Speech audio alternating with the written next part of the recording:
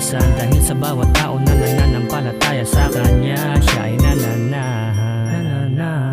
Pasko na naman, sadyang kay tuloy ng araw. Panahon na nakalipas, imbilis ng bulalakaw. Pamilyang sama-sama, kasiyahang umaapaw. Dahil pinagdiriwang ang pagsilang ng ilaw. Hatid niya ay pag-ibig na nagbibigay tanglaw. Pangalan niya ay simbolo ng kapayapaan. Kaya alisin na muna ang galit at tampuhan. Sa araw ng Pasko tayo ay magmahalan. Nakahain sa hapag ay ating pagsaluan. Iparamdam ang pag-ibig sa kanya-kanyang tahanan. Mga ilaw sa paligid na nagdiningning, kasabay ng mga batang nangangaroling. Salubungin ng inaanak na parating.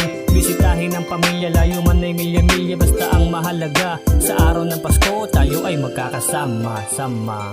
Pasko na naman, panahon na naman, upang siya'y parangalan. Pasko na naman, sama-sama na naman. Halina't ipagdiwang ang kanyang kaarawan. Halina't dakilain ang banal niyang pangalan, na siyang nagbibigay sa atin ng kaligtasan. Dahil sa bawat tao na nananampalataya sa Kanya, Siya ay nananahan.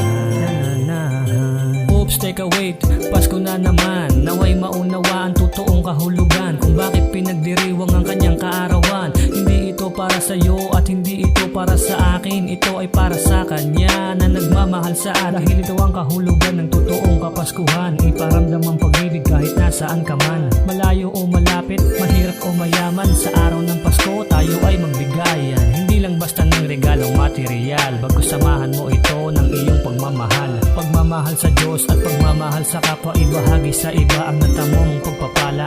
Huwag maging madamot, huwag maging sakim, dahil lahat ng meron tayo ay sa Kanya lang nanggaling. Pasko na naman, panahon na naman, upang siya'y parangalan. Pasko na naman, sama-sama na naman. Halina't ipagdiwang ang kanyang kaarawan.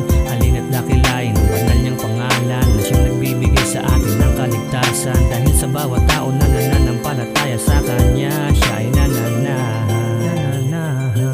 Merry Christmas everyone! Naway ang diwa ng Pasko ay ating maramdaman at atin malaman ang totoong kahulugan, upang tayong lahat ay magkaroon ng kaligtasan. Pasko na naman, panahon